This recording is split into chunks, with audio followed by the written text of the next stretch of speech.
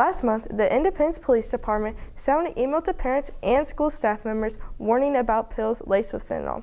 After looking into it, we discovered the pill problem is much greater than just fentanyl. Independent Network's Jovi Negretti examined the extent of the issues and talked to students impacted by it in some way. The opioid crisis affecting the entire country didn't spare young people. Overdose deaths among 15 to 24-year-olds due to opioids reportedly increased 500% between 1999 and 2019.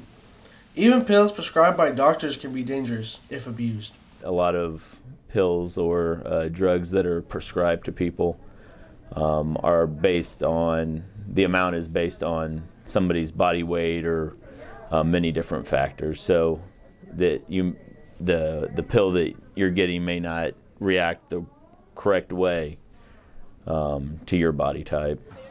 The Centers for Disease Control says 1 in 5 teenagers have abused prescription medications. To make matters worse, pills are starting to be laced with fentanyl, a very powerful synthetic opioid. Fentanyl makes them more addictive and also poses a grave risk. Fentanyl is so dangerous that I'll tell you 3 or 4 granules of smaller than the tip of your pinky could kill you. Whether laced with fentanyl or not, pills aren't just dangerous for the person taking them. The abuse of pills can also affect the lives of those around you as well.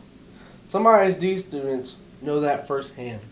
Mentally, seeing other people go through there, it does put a strain on your mental, and yeah, it affects you pretty badly in that way. My parents used to do it, well, my biological parents or whatever, and they weren't like adequate enough to like take care of like me, so I ended up having to go to another family because I overdosed about 4 months ago. I was in the hospital for 5 days, and that's about it. And it made my life go down a path I didn't want it to go down. We lost a good kid named Celia, and she did pass away due to the fact, but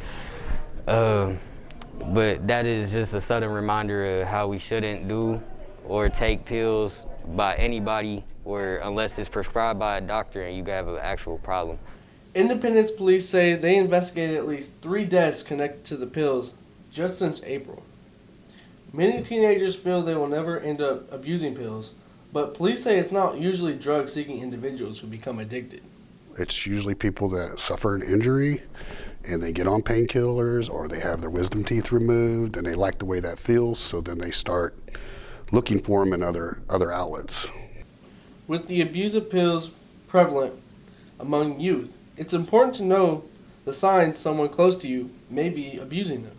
Those can include physical changes like paleness of skin and also emotional effects.